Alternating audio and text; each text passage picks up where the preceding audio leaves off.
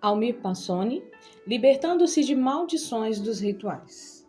Portanto, guardareis o meu mandamento, não fazendo nenhuma das práticas abomináveis que se fizeram antes de vós, e não vos contamineis com elas. Levíticos capítulo 18, versículo 30. Dedicatória. A todos que já foram libertos através da leitura dos nossos livros e dos seminários de libertação. Creio que Deus tem usado muitos líderes e ministérios ao redor do mundo, e o nosso ministério também tem recebido a graça de Deus para alcançar milhares de vidas. Nesses mais de 20 anos ministrando pessoas, famílias e igrejas, são incontáveis os testemunhos que já ouvimos. E sei que muitos outros que não chegaram até nós, mas tenho certeza de que estão registrados diante de Deus. A Igreja do Senhor Jesus não pode ficar estagnada, observando o reino maligno avançar, mas deve sentir a necessidade de se preparar para o combate espiritual, entendendo que não podemos entrar em guerras que Deus não nos sinalize.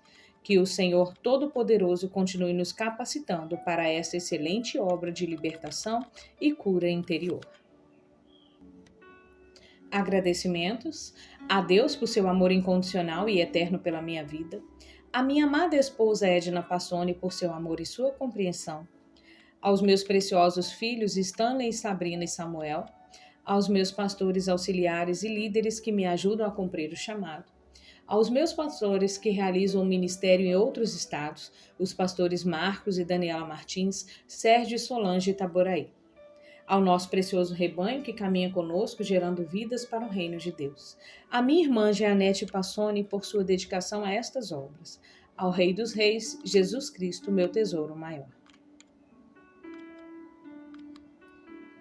Prefácio. Um grupo de cientistas colocou 5 macacos numa jaula. No meio da jaula, uma escada e sobre ela um cacho de bananas. Quando o macaco subia na escada para pegar as bananas, um jato de água fria era acionado em cima dos que estavam no chão. Depois de algum tempo, quando o macaco ia subir a escada, os outros o seguravam e o enchiam de pancadas.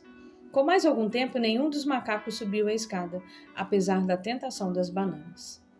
Então, os cientistas substituíram um dos macacos por um novo.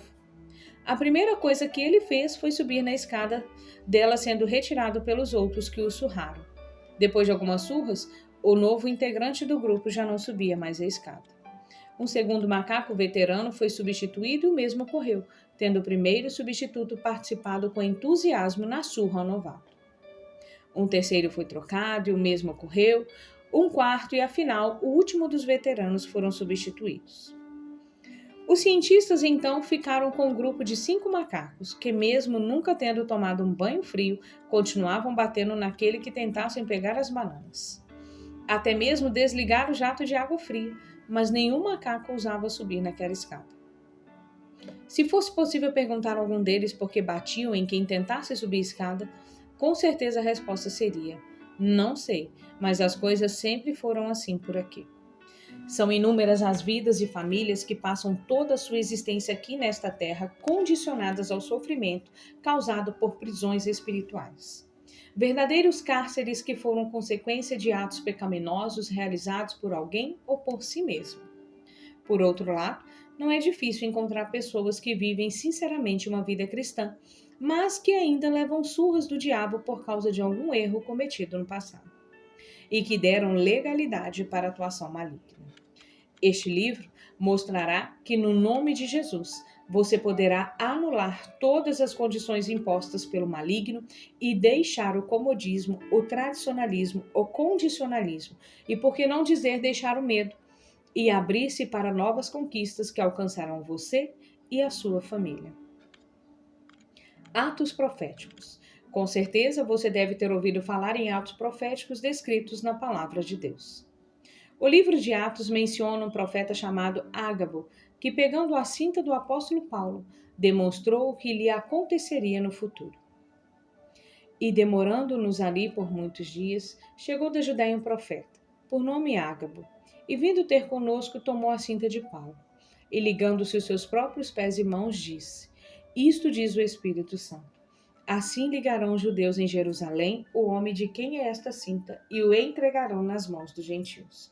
Atos capítulo 21, do verso 10 e 11. Atos proféticos são linguagens no mundo espiritual para o físico, ou do físico para o mundo espiritual. Um ato físico que expressa algo no mundo espiritual.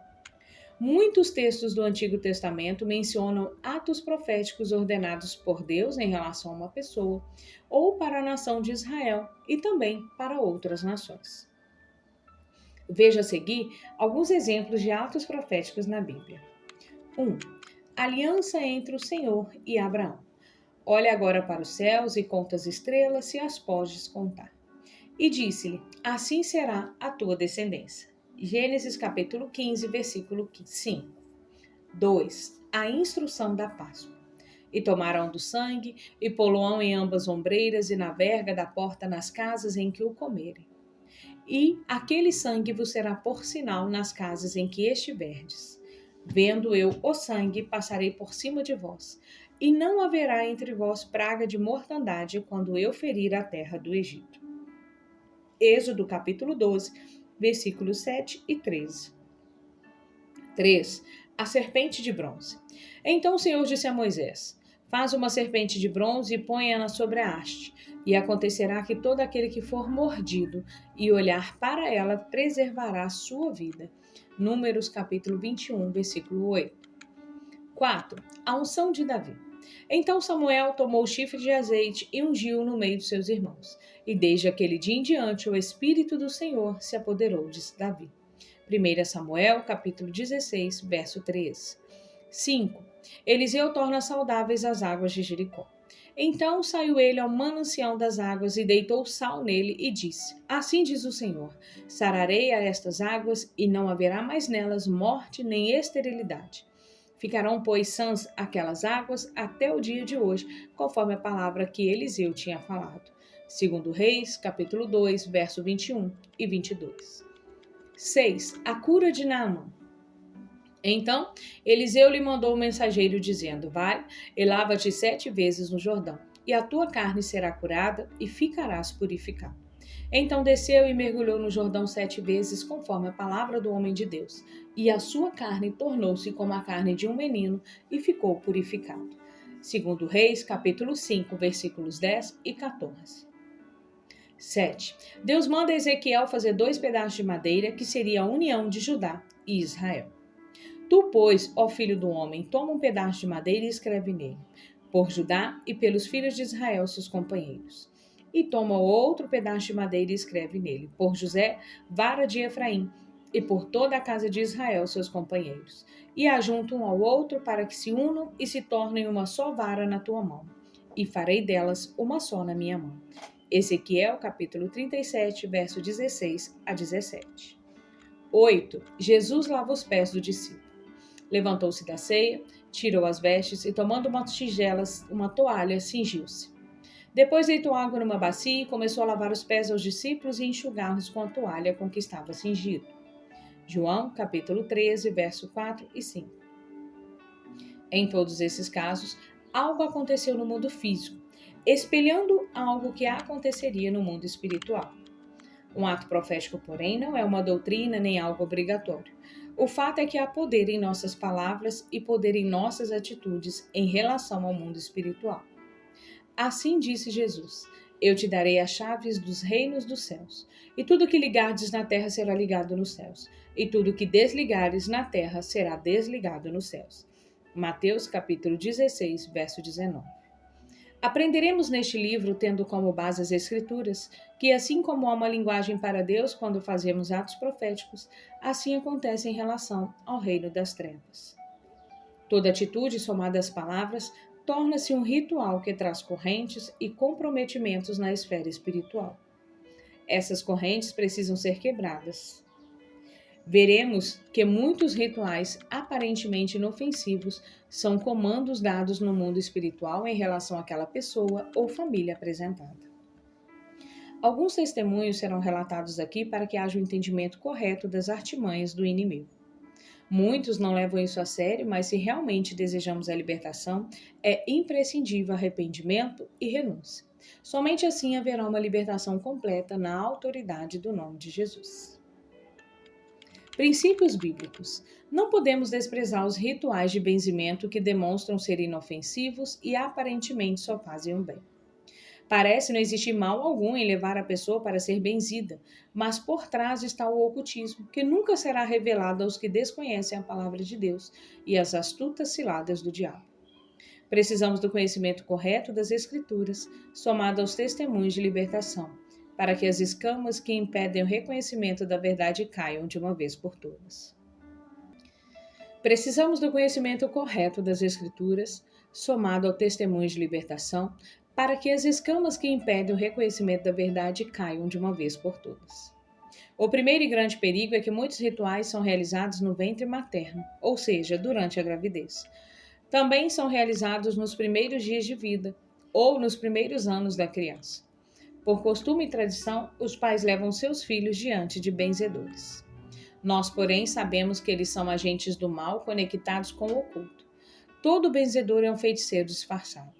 Os feitiços são invocações de poderes malignos.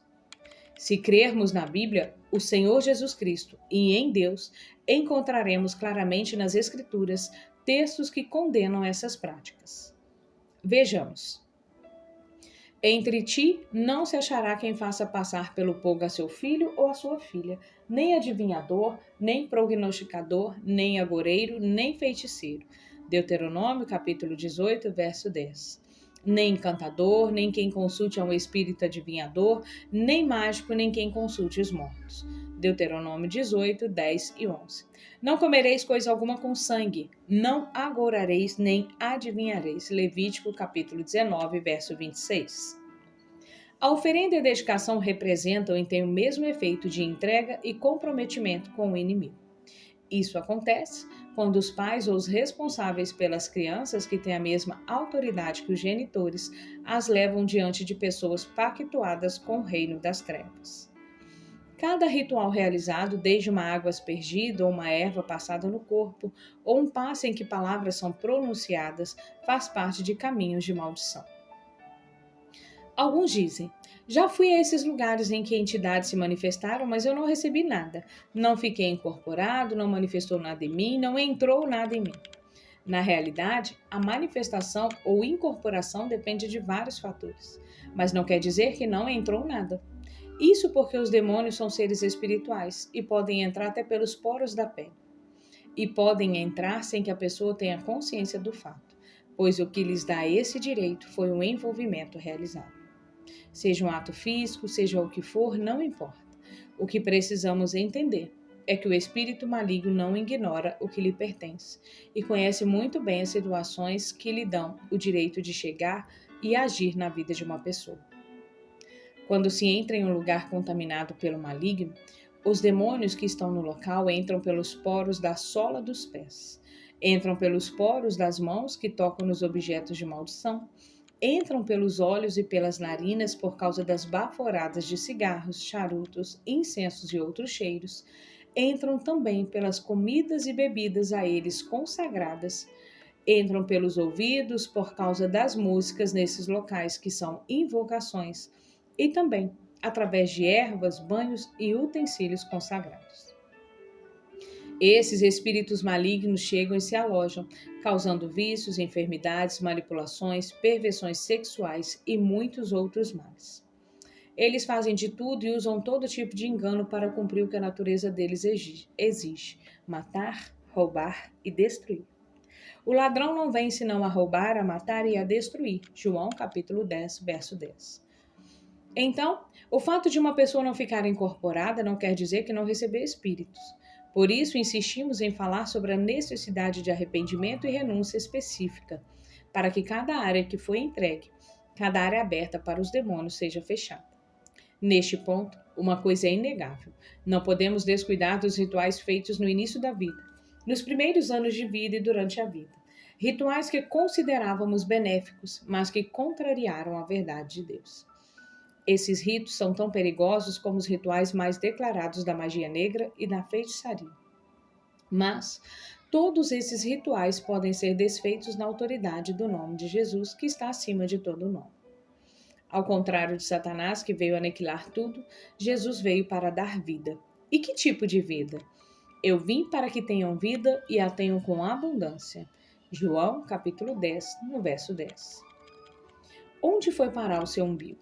O pequeno milagre, ainda na barriga da mãe, recebe tudo o que precisa para sobreviver através do cordão umbilical. Depois que a criança nasce, o cordão é cortado, permanecendo apenas o coito umbilical. Bem, toda a família espera o dia em que o coito umbilical cai. Então eu pergunto, para onde foi o seu umbigo que caiu ou parte dele que é o coito umbilical? Muitos pegam aquele pedaço de carne que apodreceu e caiu e guardam em uma caixa, ou amarram o umbigo do irmão anterior. Outros enterram perto de roseira, da porteira, da bananeira ou jogam em água corrente. Esses atos, espiritualmente, constituem um ritual. Todo ritual realizado com o coito umbilical tem um significado e uma linguagem que o mundo espiritual entende. Esta tradição tem origem pagã nos índios e significa a entrega dos filhos nas mãos dos espíritos da natureza. Claro que a maioria dos pais desconhece o significado desse ato, que aliás pode estar na família por gerações, mas sabemos que o diabo não respeita a falta de conhecimento de ninguém. A verdade é que, quanto menos as pessoas souberem e entenderem, mais o espírito maligno destruirá.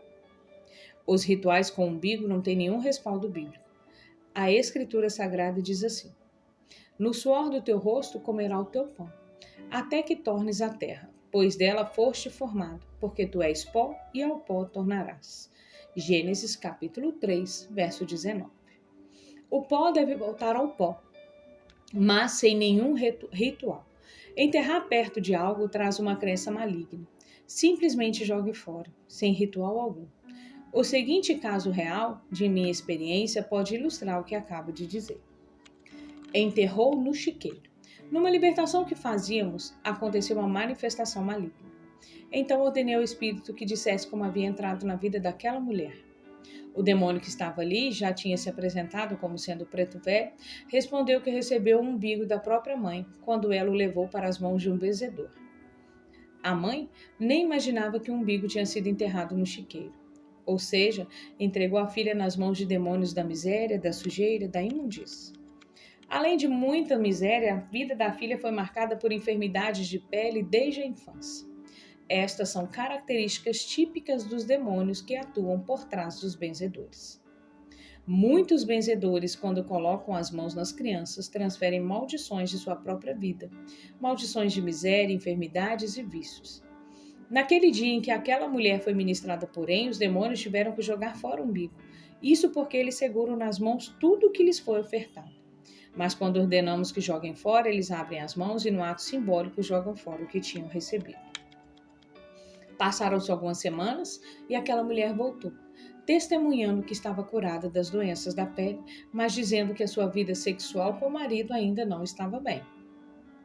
Fizemos orações de libertação para a vida sexual e os demônios manifestaram-se novamente. Perguntei que espíritos estavam ali, pois agora orávamos para tirar da prisão satânica outras áreas. E eles disseram que só diria o nome se eu devolvesse o umbigo. Achei muito interessante aquela expressão, pois fisicamente não havia nenhum umbigo comigo. Espiritualmente, porém, como autoridade espiritual que eu representava naquele instante, eu havia tomado de suas mãos aquilo que significava o início e o modo pelo qual aqueles demônios tiveram acesso para interferir na vida daquela moça. É claro que não atendi ao que eles pediram. Ordenei assim que soltasse a vida sexual dela, assim como já tinham soltado a saúde dela. Veja que é uma libertação em que não adianta apenas expulsar, é necessário desarmar, quebrar, tomar de volta o que está nas mãos do maligno. Foi o que Jesus nos ensinou. Quando o valente guarda, armado a sua casa, em segurança está tudo quanto tem. Mas sobrevindo outro mais valente do que ele, e vencendo-o, tira-lhe toda a sua armadura, em que confiava, e reparte os seus despojos. Lucas capítulo 11, versículo 21 a 22.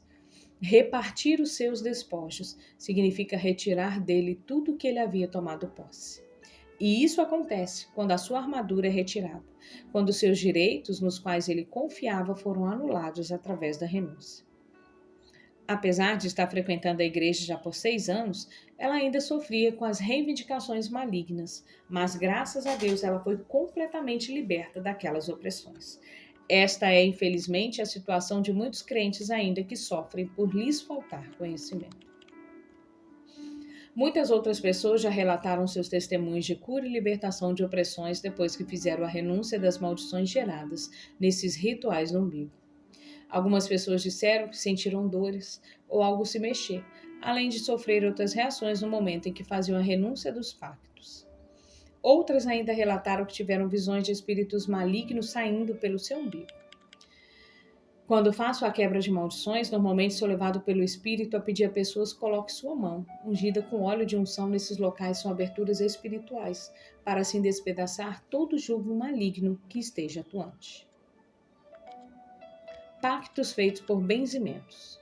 Já aprendemos que os espíritos malignos precisam da autorização de alguém, ou dos pais, ou dos responsáveis, ou da própria pessoa, para entrar e fixar suas garras.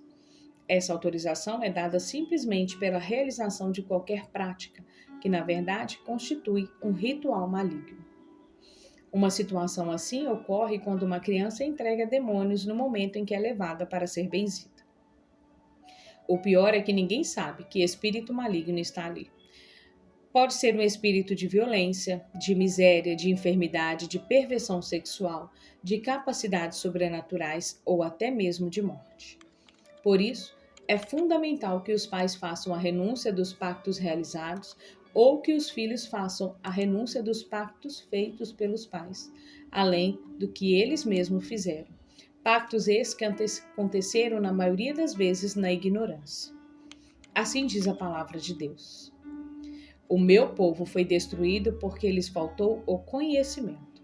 Porque tu rejeitaste o conhecimento, também eu te rejeitarei, para que não sejas sacerdote diante de mim. E visto que te esquecestes da lei do teu Deus, também eu me esquecerei de teus filhos. Oséias, capítulo 4, versículo 6. Chá de pé ralado. Daniel veio a mim em busca de libertação. Mesmo sendo crente, o seu principal problema era uma luta contra o vício do cigarro. Ele frequentava a igreja havia 6 anos e este vício o perseguia, além de outros problemas que enfrentava na área sexual e na área financeira. Quando fui orar por ele, para que acontecesse a libertação, manifestaram-se espíritos de forma violenta, e eles diziam que Daniel pertencia a eles. Durante a libertação, descobrimos que na infância ele tinha sido levado para um benzedor, e que alguns rituais aconteceram. Passo a contar agora, assim como Daniel me descreveu, como foi esses dias de rituais. Ele permaneceu deitado em cima de uma grama enquanto rezas foram feitas.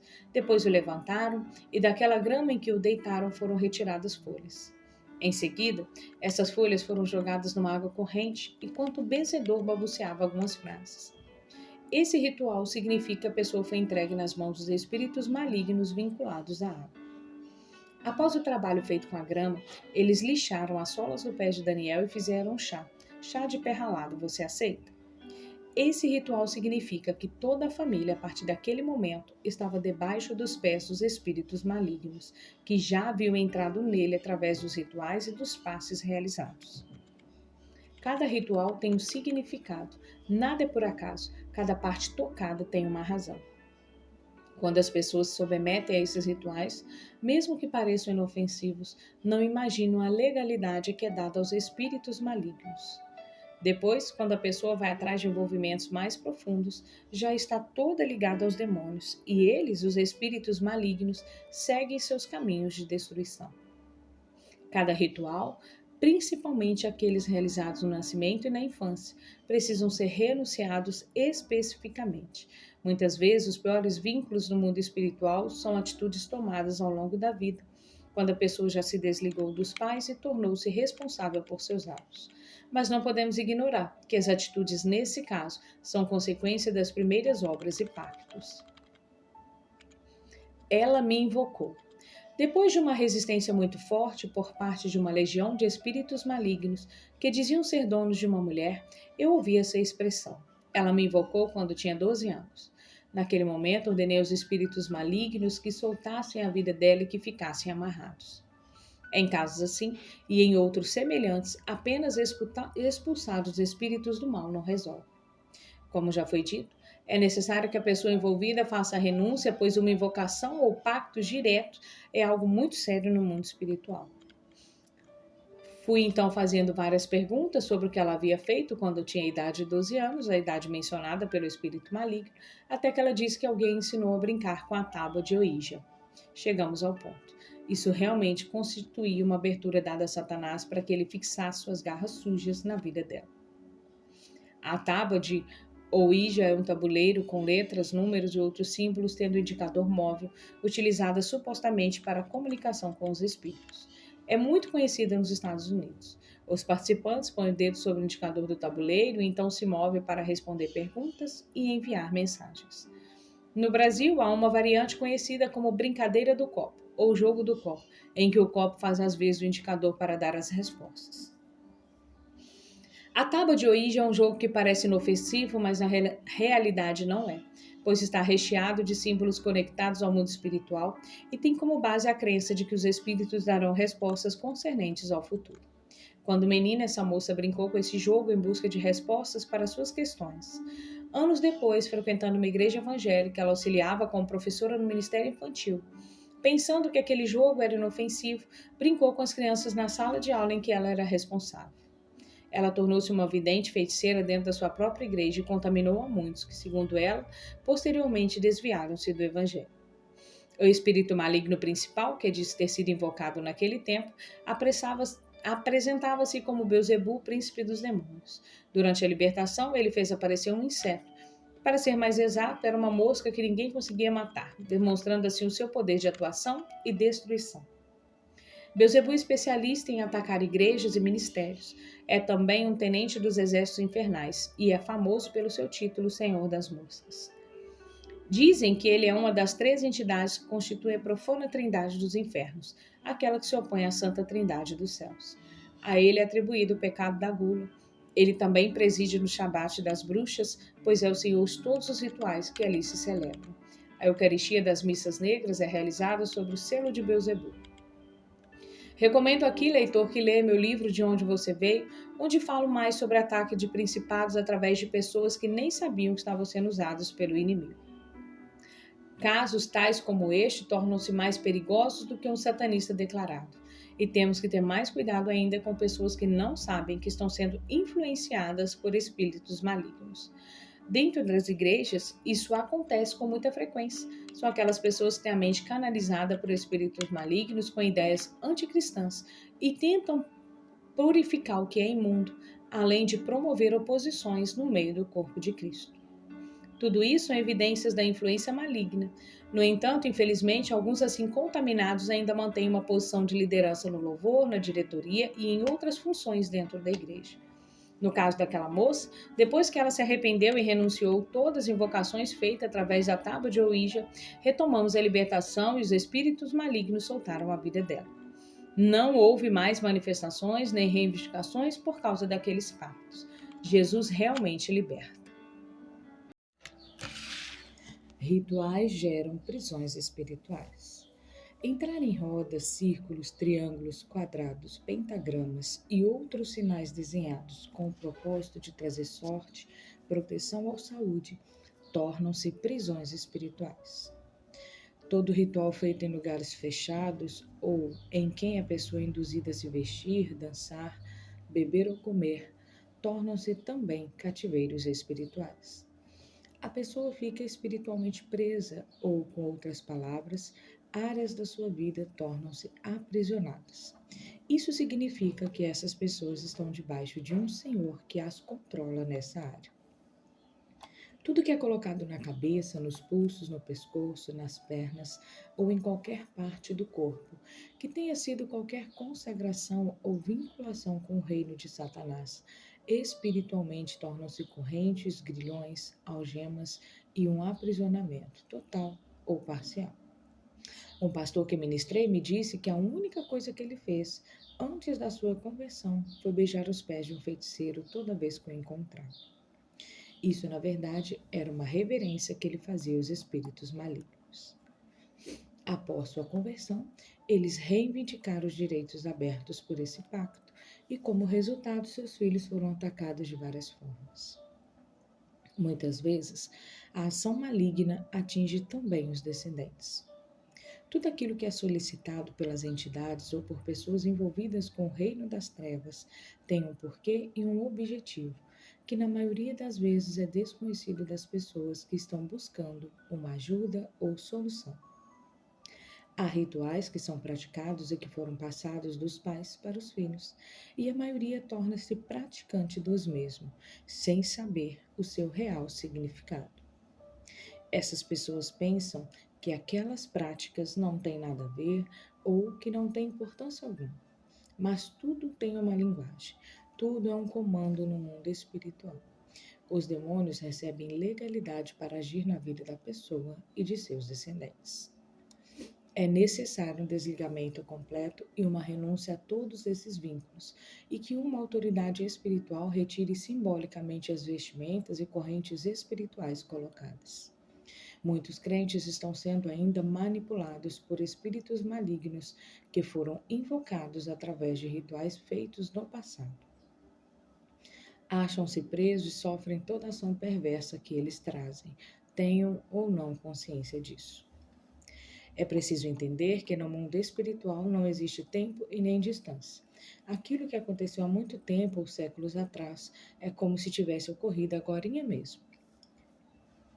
Atitudes físicas geram bênçãos ou maldições no mundo espiritual. Muitos pecados cometidos já foram perdoados perante Deus. Porém, ficam os registros no mundo espiritual, pois a legalidade do inimigo não foi ainda desfeita. Assim, muitos precisam ser retirados das prisões a que foram submetidos ou que nelas entraram durante a sua vida, pois não sabiam da seriedade de certos rituais que participaram. Concordaram sem ter a noção do seu real significado e da sua implicação espiritual. É necessário renunciar aos vínculos feitos com as trevas e apropriar-se em sua vida de que Jesus veio para libertar os cativos e dar liberdade aos que estão oprimidos. O Espírito do Senhor é sobre mim, pois me ungiu para evangelizar os pobres. Enviou-me a curar os quebrantados do coração, a pregar liberdade aos cativos e restauração da vista aos cegos, e pôr em liberdade os oprimidos. Lucas, capítulo 4, versículo 18 a 19.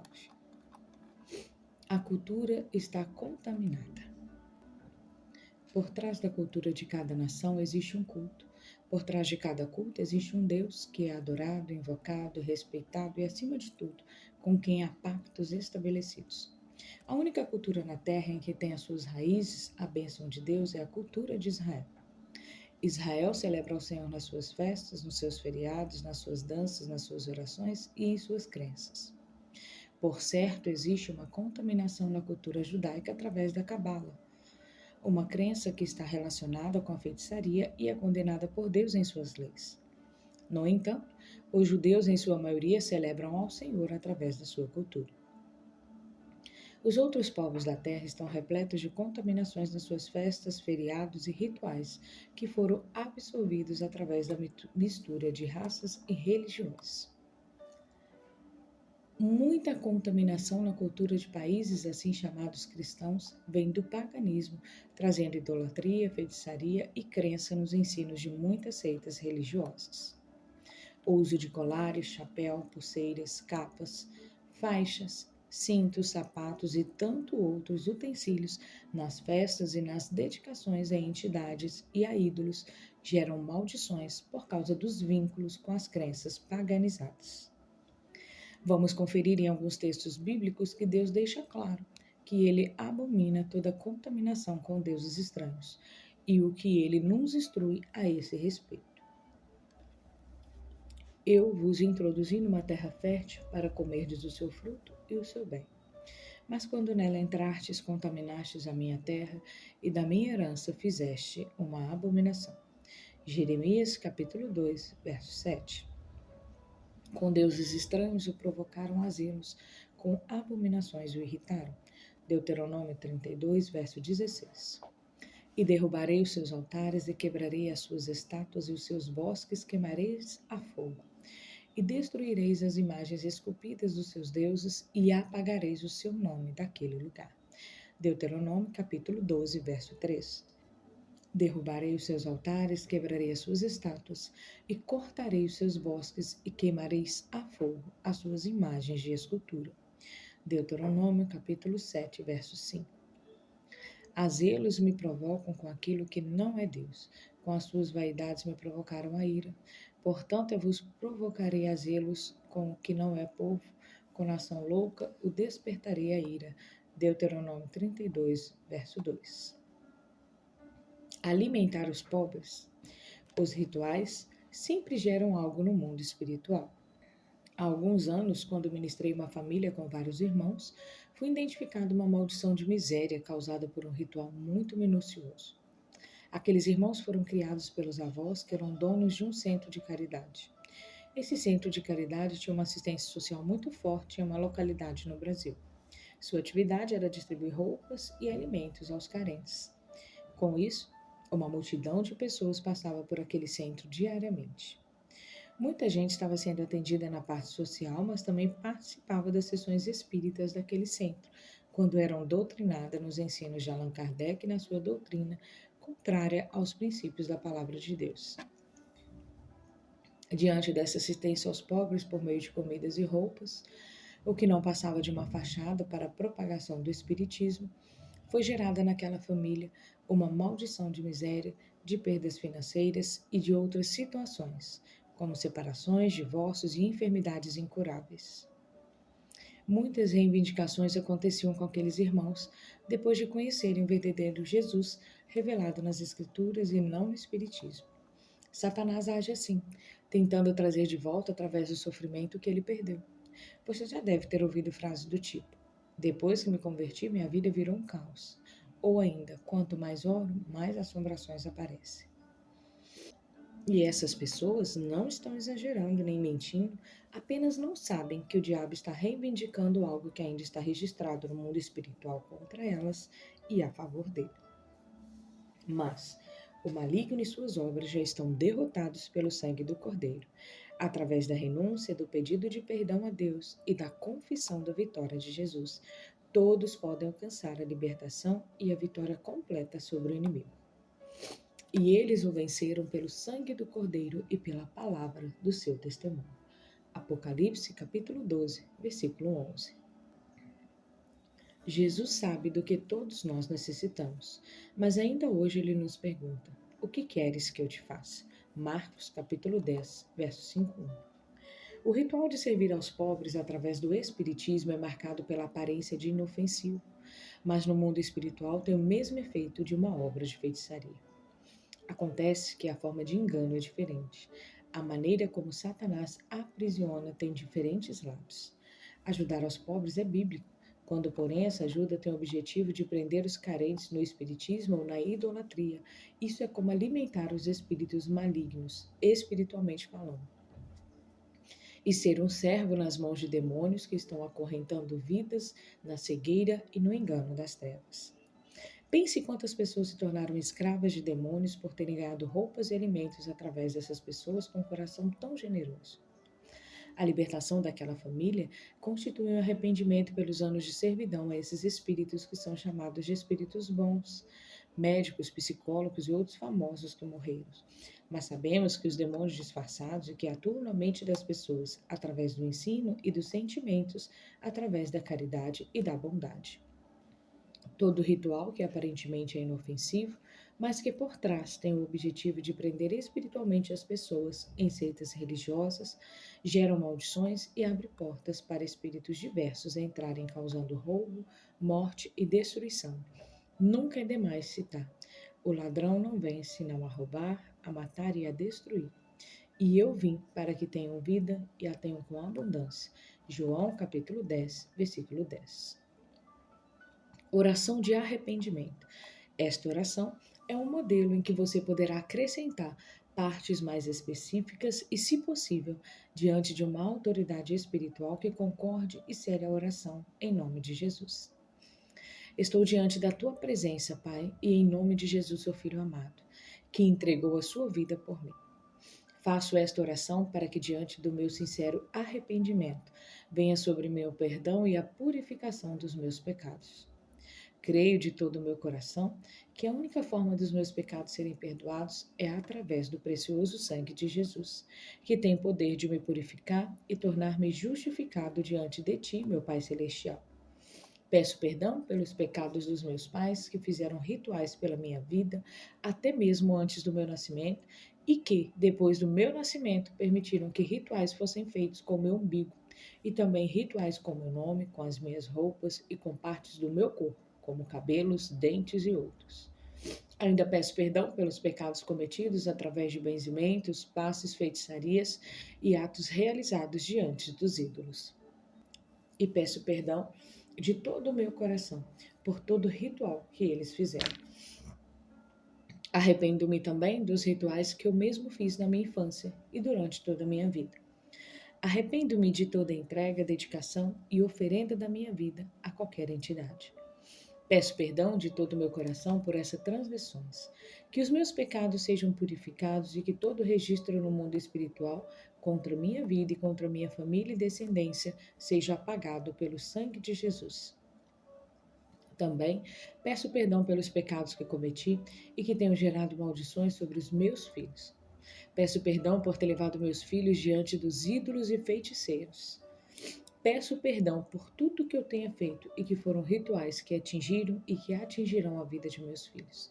E que venha a libertação sobre eles em nome de Jesus. Toda forma de entrega e dedicação em rituais com que me envolvi, eu suplico o teu perdão e a tua misericórdia em nome de Jesus. Tomo posse do perdão liberado em nome de Jesus e não aceito mais acusações contra mim, nem reivindicações contra a minha vida, contra a minha família e contra a minha futura descendência. Louvado seja o nome do Senhor. Oração de renúncia. Esta oração é um modelo. Você pode e deve ser mais específico na renúncia. Recomendo também que seja feita em voz alta e preferencialmente diante de uma autoridade espiritual que concorde ser a oração em nome de Jesus. Meu Deus e meu Pai, na autoridade do nome de Jesus, estou diante da tua presença e passo a renunciar a toda herança espiritual que eu tenha recebido dos meus pais, por causa dos rituais que eles fizeram no reino das trevas. Passo a renunciar também todos os rituais a que eu mesmo me submeti em minha vida. Renuncio em nome de Jesus todo espírito maligno que tenha sido invocado através de rituais que foram feitos por meus pais ou por mim mesmo, com a intenção de proteger, curar, enriquecer, trazer felicidade ou qualquer outro motivo. Desligo espiritualmente da minha vida e da minha família todo o efeito espiritual dos mesmos em nome de Jesus. Todo benefício recebido das trevas por meus antepassados e depois requerido em minha geração, eu renuncio. Tudo que eu tenha recebido do reino de Satanás e todas as maldições geradas na minha vida, na vida de meus filhos e de meus descendentes, eu renuncio em nome de Jesus. Também renuncio em nome de Jesus, especificamente todo ritual que tenha sido feito com o meu nome, com o meu umbigo ou com partes do meu corpo. Renuncio em nome de Jesus todos os benzimentos, passes, trabalhos de feitiçaria, invocações e rituais diante dos ídolos. Que todo este mal seja desfeito em nome de Jesus. Renuncio ainda a ter usado roupas, adornos, colares e também todo ritual com comidas e bebidas. E quebro estes vínculos em nome de Jesus. Em nome de Jesus, declaro essas maldições quebradas e cancelo todo nível de escravidão e aos demônios através da obediência aos espíritos e desobediência a Deus. Todo ritual que houve entrega na minha vida, roupas, partes do meu corpo, meu dinheiro e todo envolvimento sexual em rituais, entrega do meu sangue, eu renuncio em nome de Jesus. Também desligo toda maldição gerada na vida dos meus filhos e por ter-os levado diante de ídolos e também a feiticeiros e entidades que receberam benzimento, passes e cirurgias espirituais e quaisquer outras práticas. Renuncio em nome de Jesus todo ritual maligno que aprendi com meus pais. Desligo toda maldição e os rituais com seus significados e implicações no mundo espiritual. Em nome de Jesus, eu ordeno que todo este mal saia da minha vida e da minha família, e que Satanás solte todas as áreas que estejam presas, e que soltem também os meus filhos, e expulse de minha vida e da vida de meus filhos os demônios que vieram através desses rituais, e que venha um novo tempo de restituição na minha vida e na minha família, para a glória de Deus, em nome de Jesus. Amém. Graças a Deus.